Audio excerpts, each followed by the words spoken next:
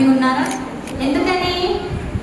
ఈరోజు మనకి స్కిట్లు డాన్స్లు అన్నీ ఉన్నాయి కదా, అవునా? చాలా మంది ప్రిపేర్ అయ్యారు. సో దేవుడు మనకి సహాయం చేసాడా లేదండి ఈరోజు? ఒకసారి దేవుడు గట్టి క్లాప్స్ కొడదామా?